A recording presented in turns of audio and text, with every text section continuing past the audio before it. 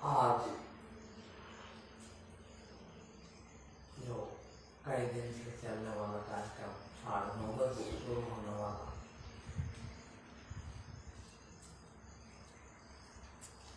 शायद आप लोगों को ठीक नहीं लगा, इसलिए 9:30 बजे कोई आते नहीं। तो आज नहीं हो सका।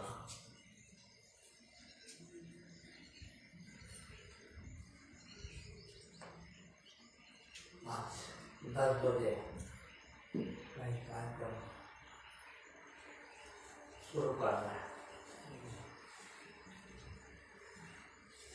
अब शायद 9:30 बंद भी हो जाए, क्योंकि कोई आ नहीं पाते हैं।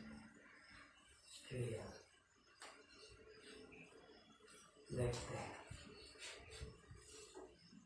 न्यू ईयर सब दिनों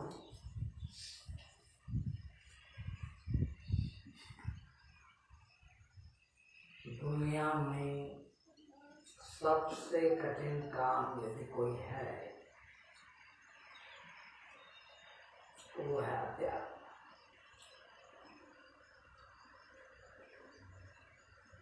और हम सोचते हैं कि सबसे सरल काम यदि कोई है तो धर्म। बहुत आसानी से प्राप्त करना चाहते हैं।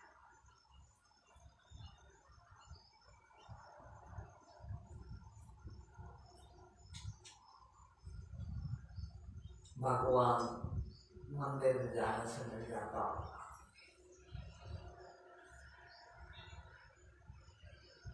और सब ये कहते हैं जितने धार्मिक लोग हम तो भगवान इतना सस्ता। एक तरफ तो भगवान जैसे कोई चीज नहीं, आप ही मानते हो भगवान यानी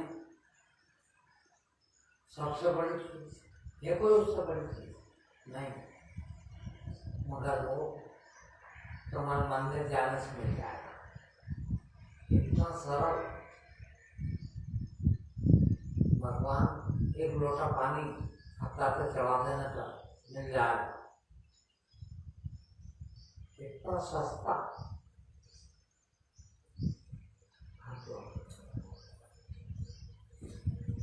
कभी नहीं मिलेगा हो। भगवान तो ठीक, तो कोई रोटी नहीं मिलेगा। कितनी मेहनत करते हुए रोटी कमाने के लिए, जब रोटी नहीं मिल सकती, इतनी सस्ती चीज, वो जब इतनी सरलता से नहीं मिलती, तो भगवान जैसे चीज जो सबसे महंगी है, उससे महंगा कोई है क्या? भगवान से कीमती चीज कोई है क्या? और उसको तुम फ्री में चाहते हो। मंदिर चल जाओ, भगवान मिल जाएगा।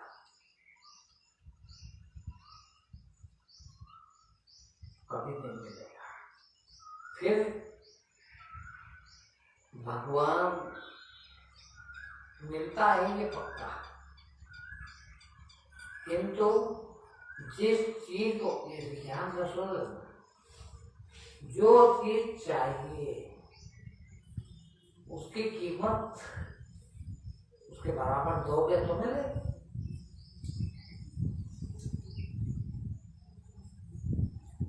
भाई एक डॉक्टर को दिखाना है अपने बच्चे को, उसकी फीस 200 रुपये है, 200 रुपये देंगे तो भगवान और वो डॉक्टर देख लेगा बच्चे को। उसकी भी शर्त है, उसके टाइम पे उसके दवा खाने में जाना पड़ेगा, फिर अपने नंबर का इंतजार करना पड़ेगा, फिर उसे इंतजार कर जाओ 200 रुपये फीस भरो और देख ले। तो कब मिला डॉक्टर? जब उसकी शर्त पूरी कर। भगवान इतना सरल कि तुम जाओ वो मिल जाए, तैयार बैठा। और फिर भगवान नहीं चाहिए, भगवान का चाहिए ही नहीं तुमको कभी। तुमको तो चाहिए दूसरी चीज। हाँ, कोई बताता है ये मिलेगा, वो मिलेगा, वो मिलेगा, वो मिलेगा, वो मिलेगा, वो भीड़ लगा दो, बैठने की जगह न मिले।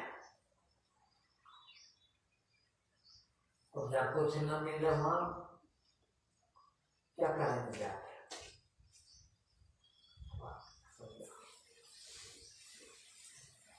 ये भी कहना ही पालक है।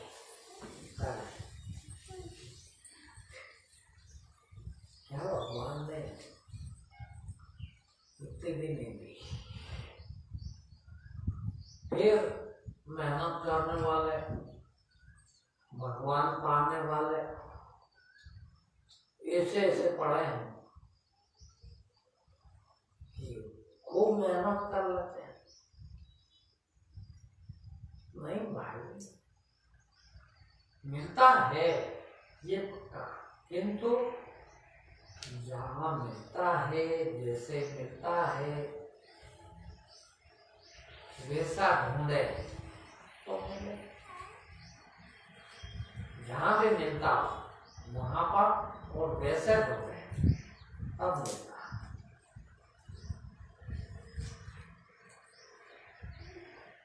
उतना नियम पूरा करना पड़ता। अभी मैंने एक व्यक्ति का मेरे पास फोन पर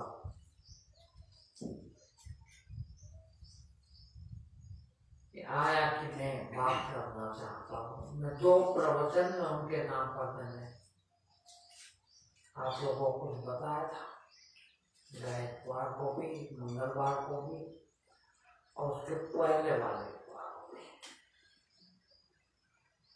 बाहर रहते हैं बेचारे, बड़े कट्टर भक्त हैं, बहुत मेहनत करते हैं।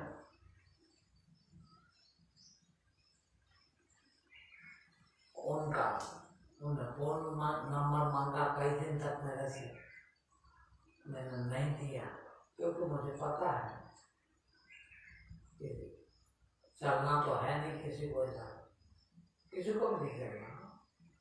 तुम सब भी अपने आप को भी धोखा दे रहे हो। दूसरों को तो धोखा दे ही रहे हो, घर वालों को, खुद को भी धोखा ही दे रहे। क्यों? कि तुमको तो भगवान इतना सस्ते में चाहिए, एक लोटे पानी मिल जाए तो फिर ले लेंगे, क्या करें? तो वो भी बेचारे बड़ी मेहनत करते हैं, नौकरी में थे, नौकरी छोड़ दी, खूब किताबें शास्त्र पढ़े। अब शास्त्रों में लिखा था वैसे करने लगा, अब करने लगा तो तकलीफें होने लग गई। भगवान तो मिला नहीं, ध्यान तो हुआ नहीं। मेरे को मैंने फोन नंबर दिया, मेरे से बात करी। मैंने कहा ऐसा तो कभी भी नहीं होगा। फिर मैंने कहा ये सब छोड़ो, नाटक है, ये सब छोड़ोगे तो ही मिलेगा। उन्होंने कहा कि मैंने गीता में पढ़ा है, वो गलत है क्या? मैंने कहा गीता में गलत नहीं हो सकता, मगर तुम गलत पढ़ो तो क्या करेंगे? गीता को तो तुम भी पढ़ रहा हो ना, और सभी गलत पढ़ रहा है, कोई सही नहीं पढ़ रहा, और तुम भी गलत पढ़ रहे हो। उन्होंने कहा कि मैं ऐसा करता हूँ कि त्रिकुटी यहाँ बताई, तो मैं ध्यान को त्रिकुटी पर ले जाता हूँ तो मुझे बहुत दर्द होता है, तकलीफ होती है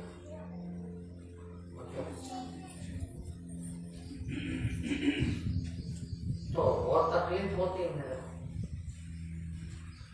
क्या करो? मैंने कहा किसी ने नहीं कहा कभी भी त्रिकुटी ध्यान को ले जाएगा, तो गीता में कहा। मैंने कहा वो तुम गलत पढ़ रहा हो। उन्होंने मेरे को वो गीता की नकल भेज दी, वो श्लोक भेज दिए, उसका अर्थ भेज दिया, क्या पढ़ो आप। मैंने कहा पढ़ लिया मैंने, इसका बिल्कुल अर्थ ऐसा, और वही अर्थ मैं आज आपको बता दिया कि आदमी गलत रास्ते पर शास्त्रों को पढ़ के भी, या थोड़ा सा प्रवचन किसी के सुन लिए, अब सुन तो तुम ही रहे हो ना, तुम्हारा दिमाग कितना है, उसको भी उसका अर्थ लगा के, और वही आदमी आया, हाथ पे ही बाहर आया, कहने लगे कि वो तो गुरु की जिम्मेदारी है ना शिष्य को वहां तक पहुंचाने की। क्या गुरु लेके भूल गया उससे? काय की जिम्मेदारी है? मानना घर पे झगड़ा को आ रहा, कहते भी वो मैंने चाहता है बिल लगाना। जब तुमको एक रोटी नहीं मिल सकती बिना कमाए, तो भगवान कितना कीमती है, तुमको कैसे मिल जाए? तुम तो आओ मत, कोशिश ही मत करो। तुम जहाँ चोरी कर रहे हो वही चोरी अच्छी है तुम्हारी, कम से कम रोटी तो मिल जाएगी। भगवान ले जाए ऐसे नहीं। तो गीता का मैं बता रहा था आपको, गीता में बिल्कुल सही कहा, किंतु पढ़ने वाले लिखने वाले गीता के अर्थ भी सही नहीं है, बिल्कुल सही नहीं है। और जितने गीता पढ़ने वाले सब गड्ढे में, सब एक भी बाहर नहीं। क्यों? कि पढ़ तो वही गीता है, आज तो वही इन लोगों ने किए जिसको बिल्कुल अकल नहीं। अब मैं वो 2 श्लोक का अर्थ आप लोगों को बता रहा हूं। क्या कहते हैं? 2 श्लोक हैं, 5वें अध्याय का श्लोक 27 और 28। आप भी पढ़ना जाके हो। लिखा है, श्लोक है, स्पर्शान कृत्वा बहिर्बाह्याम चक्षुश्चैवान्तरे भुवोः प्राणापानो सभी समो कृत्वा नासाभ्यन्तरचारिणो यतेन्द्रिय मनोबुद्धिर मुनिर्मोक्षपरायणः विगतेच्छा भय क्रोधो यः सदा मुक्त एव सः। इसका हिंदी में अर्थ है, बाहर के विषय भोगों को न चिंतन करता हुआ बाहर ही निकालकर और नेत्रों की दृष्टि को भ्रुकुटी के बीच में स्थित करके तथा नासिका में विचरने वाले प्राण और अपान वायु को सम करके जिसकी इंद्रियां मन और बुद्धि जीती हुई है, ऐसा जो मोक्ष परायण मुनि इच्छा भय और क्रोध से रहित हो गया है, वह सदा मुक्त ही है। देखिए आप, ये अर्थ है इसका। अब वो प्रकृति में ध्यान ले जा रहे हैं, और भ्रकुटी उनने यहाँ मान लिया। कहाँ लिखा इसमें? ऐसा तो कहीं नहीं लिखा ध्यान को वहां ले जाओ। फिर उनसे कहा मैंने तो कहते हैं, लिखा तो है कि प्राण और अपान वायु को सम करके भ्रकुटी में ले लो। हमने नहीं लिखा भाई, अर्थ समझाता हूं अपने आप को इसका। पहली लाइन का अर्थ है बाहर के विषय भोगों को न चिंतन करता हुआ। देखिए एक लाइन, सबसे पहले क्या करना है? एक लाइन कर दो, यही बहुत है, तुम्हारी जिंदगी सुधर जाए। बाहर के विषय भोग को बाहर ही निकालकर, बाहर के विषय भोगों को न चिंतन करता हो। देखिए आप चिंतन कर रहे हो कि नहीं? 24 घंटे क्या करते हो? विचार होते हैं कि नहीं तुम्हारे अंदर? किसी के नहीं होते हो बता दो मेरे को, काल हाथ उठा कर कि मेरे बिल्कुल नहीं होते है। क्या लिखा? बाहर के विषय भोगों को चिंतन न करता। चिंतन यानी विचार, ठीक है। अब विचार चल रहे हैं कि नहीं? कभी बंद हुए? एक आध मिनट, एक आध सेकंड को, फिर और वो क्या है विचार? मालूम क्या है? विषय भोगों का ही चिंतन है। तुम चिंतन विचार काय का करते हो? विषय भोग का। इंद्रियों के विषय 5 है। आंख का विषय देखना, नाक का विषय सूंघना, कान का विषय सुनना, जबान का विषय चखना और स्पर्श। ये 5 विषय है और 24 घंटे अपने विचारों में इन 5 प्रकार के विषयों का चिंतन करते हो। का विषयों कैसे देख लूं, कैसे सुन लूं, कैसे सूंघ लूं, कैसे खा लूं और कैसे स्पर्श कर लूं। अब ये श्लोक की पहली लाइन क्या कहती है? बाहर, ये सब विषय कहाँ है? हमारे से बाहर। और इनका चिंतन क्या करते हैं? अपने अंदर है। वो क्या कह रही है लाइन? बाहर के विषय भोगों को न चिंतन करता हुआ। सबसे पहली शर्त क्या है? कि बाहर के विषय भोगों का चिंतन बंद कर दें सर्वथा। कितनी देर बंद कर दे ये नहीं लिखा है, फिर सफाई बंद कर हुआ कभी बंद। अब उन महाशय को कैसे समझाऊं मैं? यहाँ से हजारों मील दूर बैठे हैं कि ये करा क्या तुमने? 24 घंटे विषय भोगों का चिंतन करते हो। इसमें तो लिखा है, भ्रकुटी का तो बाद में आएगा, वो समझाऊंगा मैं। सबसे पहले क्या कहा? कि बाहर के विषय भोगों को न चिंतन करता हो, यानी उसका चिंतन बंद कर देने वाला। सबसे पहली शर्त क्या है? विषय भोगों को चिंतन से रहित कर दे। फिर बाहर ही निकालकर विषय भोगों को चिंतन न करता हुआ उनको बाहर ही दे दे। रसगुल्ला, मिठाई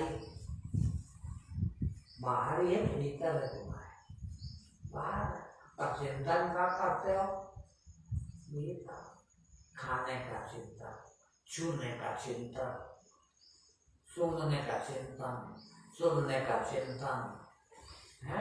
ये बिल्कुल बाहर ही रखते हैं, उसका चिंता न करें और अपने से बाहर कर दे। करे आप मिनट तो कर दे पर बड़ा सस्ता लगता है। उन्हें भी सोचा कि गुरु महाराज भी कोई ऐसे ही होंगे, इनने तो कभी किया ही नहीं होगा ऐसा। ये भी सोचेंगे बहुत बड़ा आदमी है, मैं कह रहा हूँ 2 करोड़ का आदमी है, तो गाली पकड़ रहा हूँ, क्षमा करे वो मेरे को, मैं कान पकड़ के गाली पकड़ रहा हूँ। हाँ, क्या बेवकूफी कर रहे हो यार, शास्त्रों को पढ़ते हो, दुनिया के सारे शास्त्र पढ़ लिए मेरे कहते हैं, ये शास्त्र पढ़े हैं। क्या लिखा है, बाहर ही निकालकर नेत्रों की दृष्टि को प्रकृति के प्राण और अपान वायु को सम करके क्या करना है, अब देखना।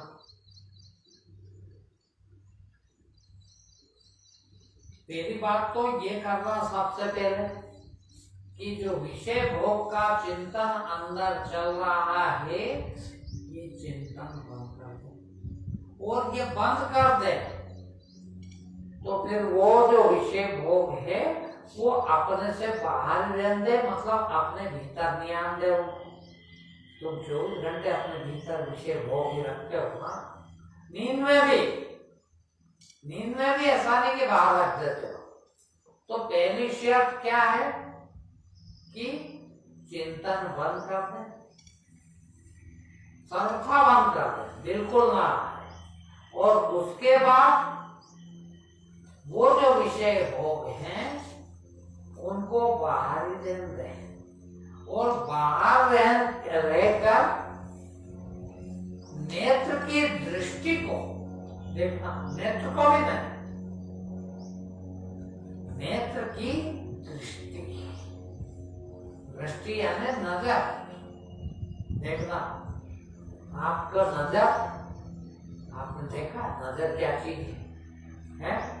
नजर यानी नजरिया, आंख, नेत्र यानी आंख की नजरों को प्रकृति के बीच में ले जाना। क्या ले जाना है? आंख को भी नहीं ले जाना। अब ये महाशय क्या करते होंगे, मैं मालूम, ये नेत्रों को किसी ने बता दिया क्या है प्रकृति, देख, तो दोनों नेत्र को यहाँ ले जाओ। नेत्रों को ले जाने का नहीं लिखा है, बिल्कुल नहीं लिखा हो। क्या लिखा? नेत्रों की नजरों को, नेत्रों की दृष्टि को प्रकृति में ले जाना। दृष्टि कहाँ रहती है? वैसे आपकी आंख बंद कर लेते हो जब भी दृष्टि रहती हो, ऐसा मत सोच लेना। आंख बंद करके भी देखते हो, देखते हो नहीं है? दिखता है कि नहीं है? दृष्टि तो है? आंख बंद कर लो, मैंने आंख बंद कर ली, अभी सब मेरे दृष्टि में आप लोग हैं, यहाँ बैठे हुए हैं, इतने लोग हैं। उस दृष्टि को इस जगह पर, इन विषयों पर न ले जाकर फिर प्रकृति में ले जा। नेत्र की दृष्टि को प्रकृति में ले जाना, नेत्रों को नहीं। अब नेत्रों को ले जाओगे तो दर्द तो होगा है? अब वो नेत्रों को ले जा रहा हूं महाशय, बड़े विद्वान तो होगा वो आप किताबें पढ़ के, किंतु ज्ञान तो बिल्कुल भी नहीं। क्या कहा? नेत्रों की दृष्टि को, नेत्रों को नहीं, आंखें जो देखती है वो दृष्टि, नजर है, नजर को मारना, यानी और कहीं ना रख। कहाँ रखते हैं अपन? अभी आपका ध्यान घर चला गया तो क्या देख रहे हो? घर, दरवाजा, मकान के साथ, दीवारें, घर पे कौन कौन है, तो दृष्टि कहाँ चली गई? विषय पे दृष्टि होगी तो विषय को देखोगे। मतलब विषयों पर दृष्टि बिल्कुल समाप्त हो जाए, उनकी दृष्टि को प्रकृति में टिका दे, ये कहा गीता। गीता को बदनाम करो, गीता में लिखा, ऐसा कहीं लिखा मेरे भाई, तेरी बुद्धि में लिखा है। और क्योंकि मेरे को ये उसी की बुद्धि ऐसा है, मैं उसको अकेले को रखता सुना रहा हूं, ऐसा नहीं। तुम सभी सारी दुनिया के मनुष्य, वहां तक कि तुम्हारे वो कथा बांटने वाले पंडित जी महाराज, उन सबको केवल इतनी अकल है बस। क्यों कि विषयों से तो दूर हो ही नहीं सकते। पहली शर्त, विषयों का चिंतन समाप्त करें। देखिए पूरा ये श्लोक, 2 श्लोक आपको मोक्ष के द्वार तक पहुंचा सकते हैं, मोक्ष को पूरा मोक्ष दिला सकते हैं। इन 2 श्लोक में मुक्ति है पूरी, किंतु आप कभी नहीं होगे। क्यों कि आप कर ही नहीं पा रहे, करते नहीं, अभी शुरू ही नहीं, कोई बताने वाला ही नहीं मिला। जो मिले वो सब तुमको बेवकूफ बनने वाले, और तुम बेवकूफ बनने को तैयार बैठे हो, प्रकृति में ले जा रहे। आंख का तो कहा नहीं उनने तो क्या कहा, सभी विषयों का चिंतन बंद कर दे और फिर विषयों को अपने से बाहर ही दे दे, अंदर ना दे। तुम्हारे अंदर 24 घंटे विषय रहते हैं, 24 घंटे लगातार, 1 सेकंड को भी कभी जिंदगी में खाली दे रहते हो। सेकंड जानते हो, 1 सेकंड भी खाली नहीं रहते, वो बाहर करके और नेत्रों की यानी आंख की दृष्टि को प्रकृति में दे जाए। और फिर लिखते हैं, प्राण और अपान वायु को सम करके। फिर क्या करना है? इतना करने के बाद कभी नहीं कर पाओगे। हाँ, एक चीज नहीं कर सकते हो, कितना करना है? प्राण और अपान वायु, ये 2 तरह की वायु आपके अंदर 24 घंटे चल रही है। सांस ले रहे हो कि नहीं लेते हो? वो सांस खींचने को प्राण बोलते हैं। सांस भीतर खींच लीजिए, ये प्राण होता है। अपान किसको कहते हैं? जो हम श्वास बाहर निकालते हैं। अब भीतर खींच ली तो बाहर निकालना पड़ेगी कि रहने दोगे? रह नहीं सकते, फिर बाहर फेंकना पड़ेगी। हाँ, तो जो खींचो और फिर उसको बाहर निकालो, ये हो गई प्राण और अपान वायु। ये प्राण और अपान वायु को सम करके,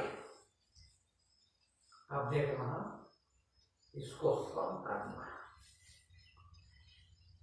कितनी वायु आपने ली, कितनी छोड़ी, पता है आज तक?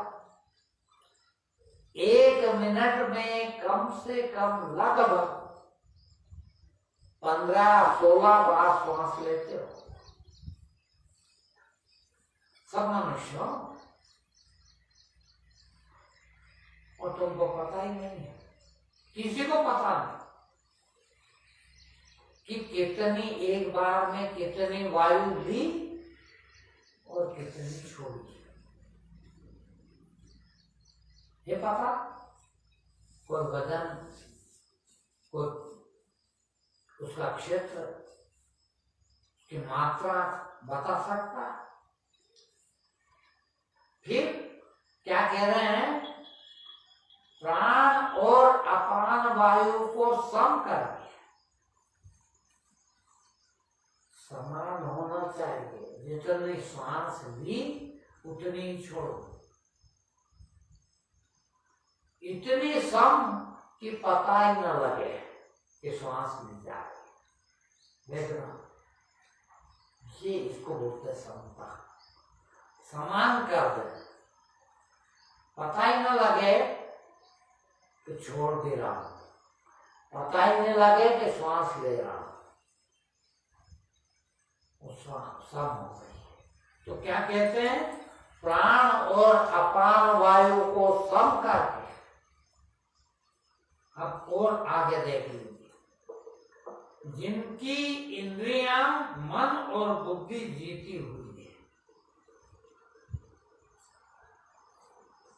मन, इंद्रियां, बुद्धि जीती हुई है, जिनने मन को, इंद्रियों को जीत लिया। मालूम इंद्रिय जीत किसको कहते हैं? खाली इंद्र जीत था, इंद्र को, जो इंद्रियों को जीत लेता है वो भगवान हो जाता है।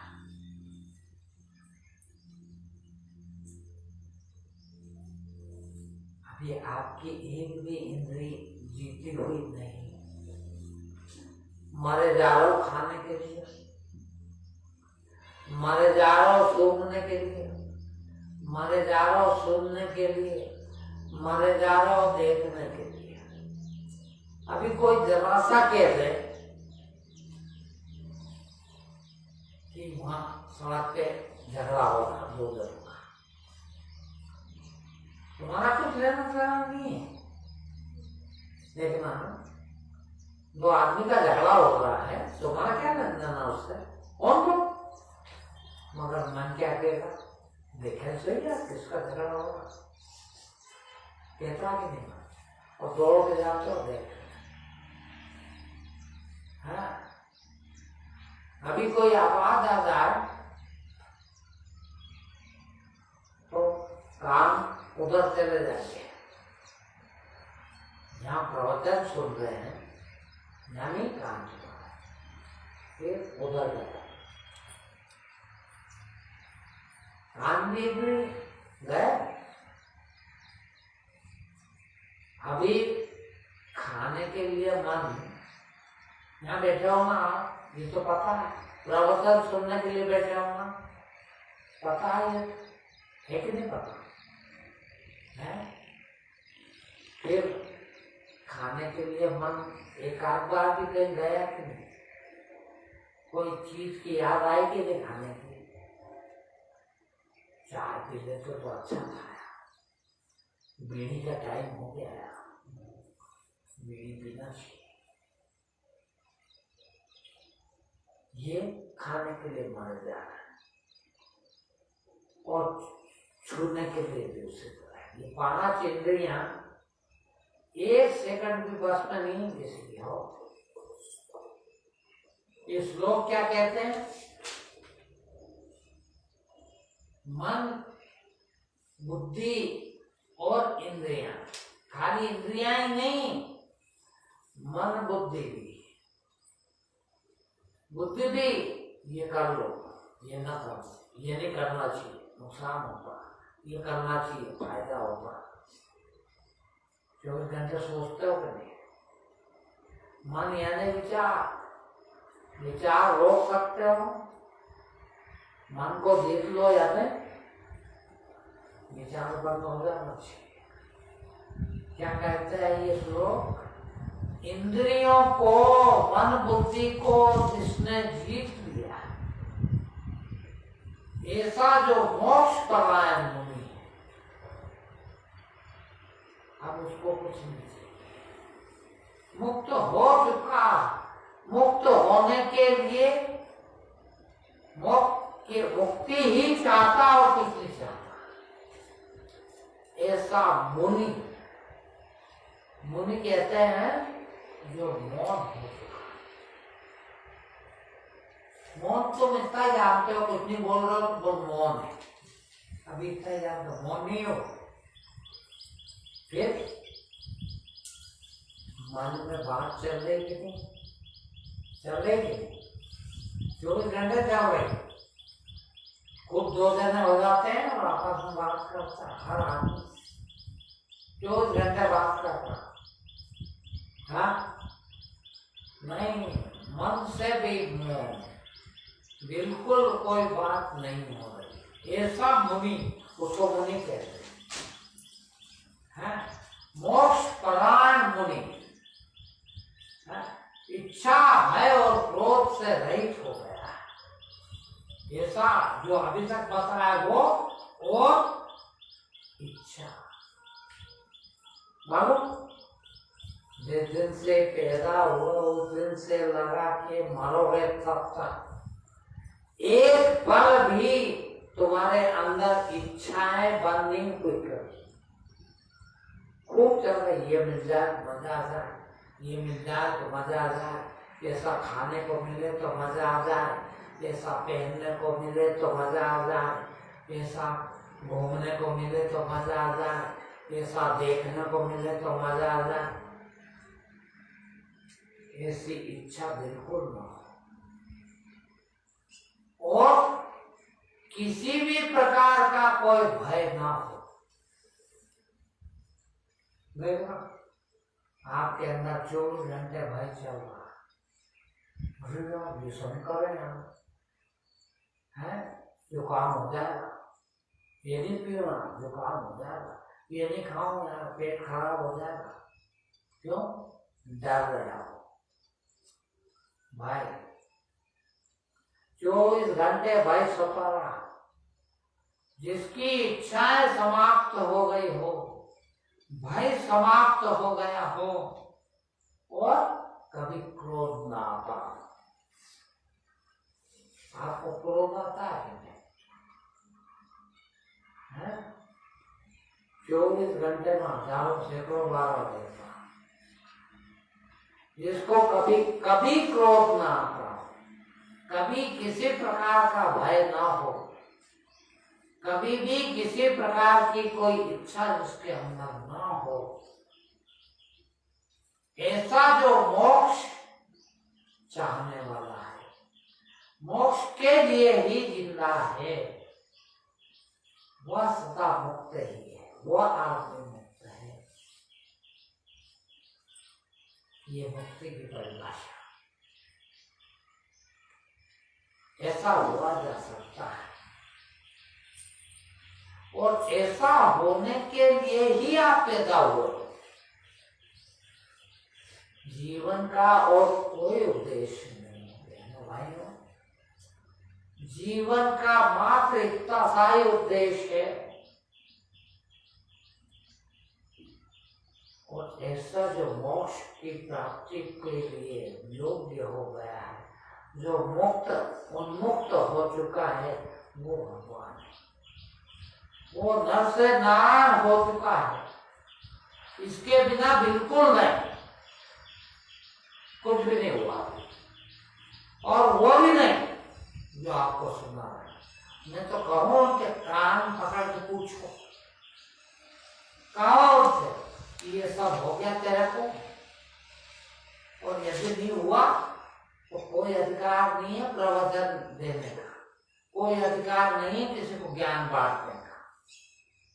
खुद ज्ञानी ना हो जब तक ज्ञान देने का अधिकार है क्या?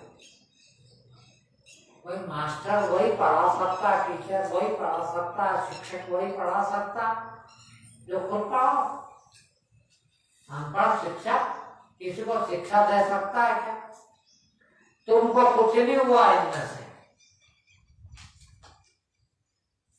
और शिक्षा देने चले भगवान पेन दिया, तिलक लगा दिया लंबा चौड़ा, हो गए तो महाराज।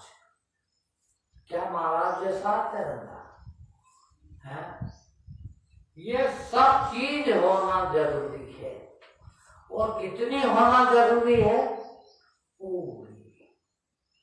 फिर से जो कभी भी किसी भी भी प्रकार का कोई भीतर विषय भोग का चिंतन न करता हो। देखिए, कोई भी बाहर के किसी विषय का कभी भी उसके भोग की चिंतन न करता, विचार न करता, वह ऐसे विषय भोगों को अपने से बाहर ही रखता हो, कभी अंदर न आने देता हो। वह नेत्रों की दृष्टि को अपने ही अंदर रखता हो, बाहर न ले जाता हो। विकुटी यानी अपने भीतर समेट ली हो, बाहर कभी न ले जाता ऐसा। और वह क्या करता फिर, ये जो नाक में 24 घंटा श्वास चल रही ना है, ये बिल्कुल पता न लगते हो कि कब आई और कब चली गई। प्राण अपान वायु का सम हो जाना, यानी पता ही न चले कि श्वास नीचे, श्वास छोड़ी कि नहीं छोड़ी। देखना कभी आप ध्यान से, एक आदमी ध्यान करता है, उसकी अधिक से अधिक 4-5 श्वास लेने की जरूरत पड़ती है 24 घंटे। 1 मिनट में 4 या 5 श्वास, वही आपकी 1 मिनट में 15 या 16 श्वास लेना पड़ता है, उसके बिना काम ही नहीं चलता। साधु वो है जो 4-5 श्वास में काम चला, उसके सम हो गई, प्राण वायु अपान वायु सम हो गई, उसको ज्यादा श्वास खींचने की जरूरत। मानो श्वास का गति, श्वास की चाल भी आपके अंदर चलने वाले विकारों पर निर्भर करती है। आप जितने विकारग्रस्त होते हो उतनी तेज आवाज चलती और श्वास चलती है। मैं बताऊं आप लोगों को गुस्सा आता है तब आपके श्वास कितने तेज हो जाते, काम हाँकने लगते हो, हाँकते हो कि नहीं है? उस समय कम से कम आपकी श्वास 1 मिनट में 60 हो जाती है, 50-60। काम वास्ता में उतरते हो तब भी हाँकते हो। क्यों हाँकते हो? मालूम, श्वास 4 गुना बढ़ जाती, वो 15 की 60।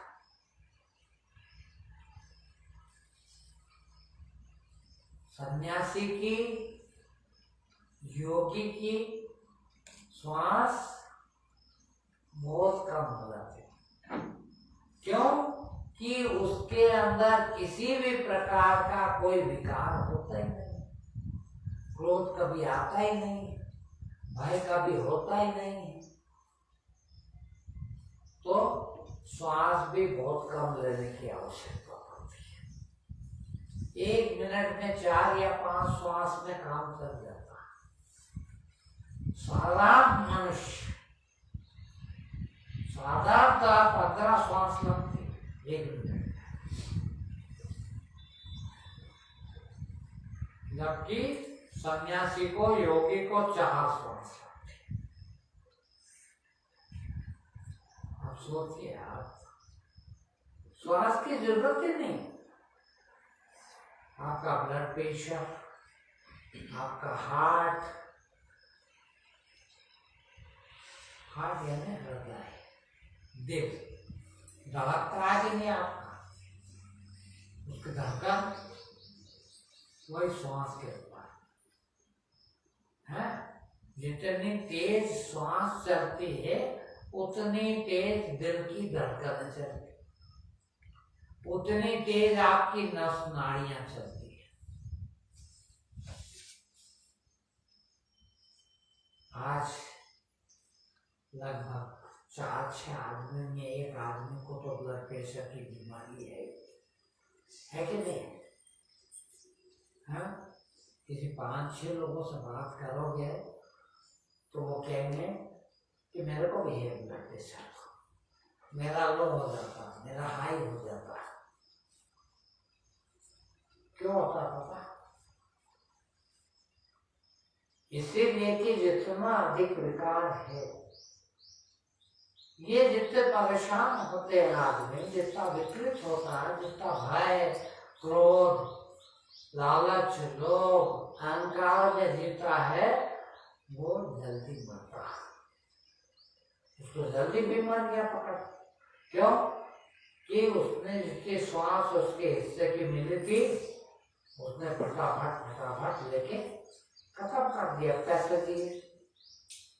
अब सोचिए आप, एक आदमी 4 श्वास लेता है 1 मिनट में, तो 16 श्वास लेने के लिए कितने मिनट लगते हैं उसको? 4। और एक आदमी 16 श्वास 1 मिनट में ले लेता है। अब उसकी उम्र कितनी कम हो गई? 4। ये 100 बरस जिएगा तो वो 25 बरस ही जिएगा। इसीलिए तो जोगी 200 बरस जी जाते। क्यों? कि दिक्कत थी नहीं। आप 50 बरस में ही चले जाते हैं।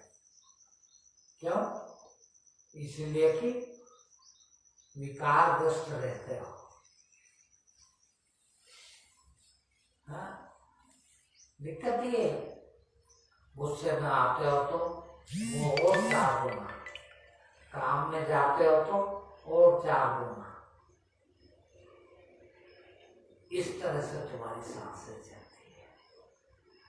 अब मुक्त होने के लिए देखिएगा, थोड़ा सा मैं इस पर भी बात कर लूं कि मुक्त कैसे होना है। मुक्ति कहते किसको है? मुक्त जैसा कि उस शब्द में ही है, बंधन के विरुद्ध मुक्ति है।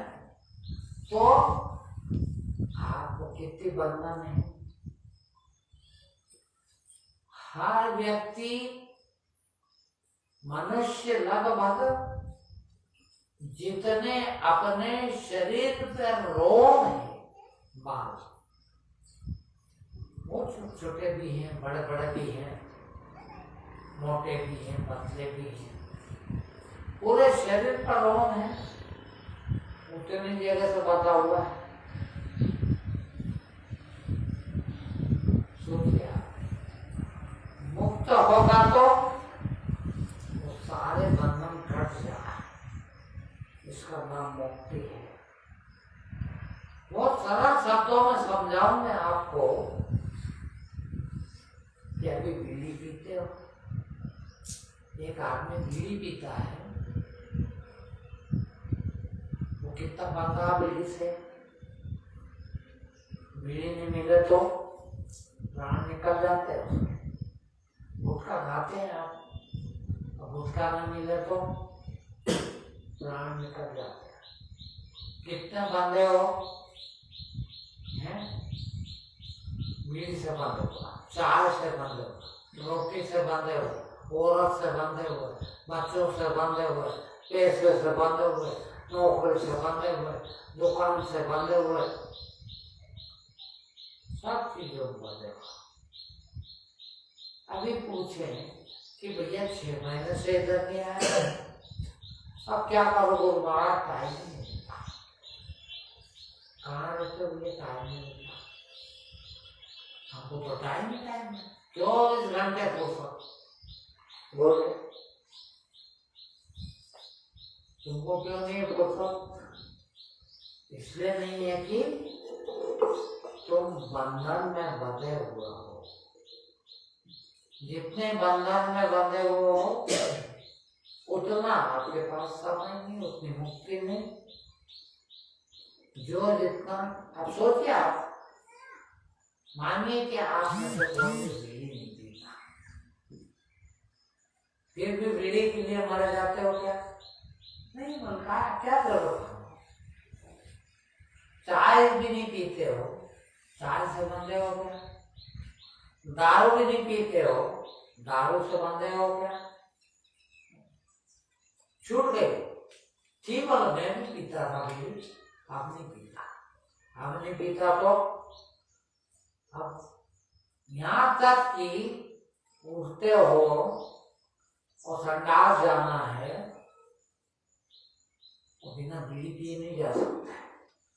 देखा कई लोगों का, देखा कि नहीं पर बीड़ी नहीं हो तो अब तक तो मैं जा ही नहीं सकता, चाय पिए बिना तो जा ही नहीं सकता। क्यों भैया? अरे एक आदमी बिना चाय के चला जाता है कि नहीं?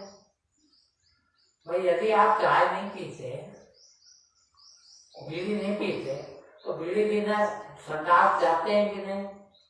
चले जाते हो आप। मगर एक आदमी बीड़ी के बिना नहीं जाता, क्यों? वो बीड़ी से बंधा है।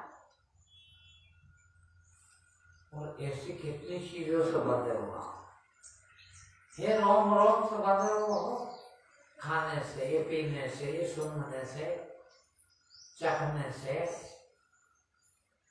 एक बार मेरे यहाँ बड़े धार्मिक लोग, 2-3 पंडित जी आ गए, बहुत धार्मिक, बोले अगरबत्ती नहीं जलाते बाबा, तुम्हारी यहाँ सुगंध नहीं आ रही। मैंने कभी नहीं जलाई, 22 साल हो गए आश्रम को, मैंने कभी एक भी अगरबत्ती अभी तक नहीं जलाई। और सुगंध आती है, वो काय की सुगंध आती है? देखा, आप देख के आना, अगरबत्ती बनती, मट्टी, राख इत्यादि चिपड़ देते हैं और एक बाल्टी में 1 बूंद इत्र डाल देते हैं, पानी में, और उसमें डुबो देते हैं, तो तुमको सुगंध आती। कहाँ इत्र भी? एक अगरबत्ती कितना इत्र मिला? एक बाल्टी में 1 बूंद, एक बाल्टी पानी में, तो एक बाल्टी पानी में कितनी अगरबत्ती डालते हो? 5000 मान लो, तो एक को 1 बूंद का 5000वां हिस्सा इत्र मिला जो सुगंध दे रहे। तो सुगंध का क्या है? शहर में बनती है ज्यादा करके तो सुअरों की जमीन में काटे देते हो, वही मट्टी लगाते हैं बेचारे, उसकी अगरबत्ती जलाते हैं भगवान का। अब तो कैसे बने हुए हैं वो, कितना बने मालूम? तुअर की दाल सुबह भी बन गई और शाम को बन जाए तो वो कैसे खाएंगे? सुबह को खाइए, सुबह खाई थी वो जहर था क्या? और तुअर की दाल थी, शाम को भी खा लोगे तो मर जाओगे क्या? नहीं। फिर बंधन सुन रखा कि दोनों टाइम नहीं खा सकते। अब सोचिए आप कितने बंधे हो। इन बंधनों से सर्वथा मुक्ति, सर्वथा का समझते हैं, किसी भी प्रकार का कोई बंधन नहीं। पूरे जीवन में 1 सेकंड भी कभी आप इच्छा रहित नहीं रहे। 1 सेकंड, सेकंड किसको कहते हैं पता आप सब? 24 घंटे आपके अंदर इच्छाएं चल रही, ये मिल जाए, ये मिल जाए। अब मुक्त आदमी की कभी भी कोई इच्छा नहीं होती। सोचिए आप में और उसमें कितना फर्क। आप भी वो हो सकते हो। उसके बिना कोई चारा नहीं है। मनुष्य का सिर्फ नारायण बन सकता है, ना वो चपरासी बन सकता, ना वो टीचर बन सकता, ना वो कलेक्टर बन सकता, ना कुछ बन सकता। आप लोगों की विडंबना है कि आप जिंदगी भर कुछ बनना चाहते हो,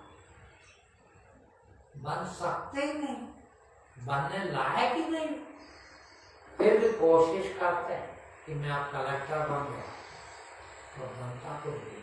क्यों? बन नहीं सकता। फिर बन सकता है नारायण, ईश्वर। ईश्वर बन सकता हूँ, मैं गारंटी देता हूँ,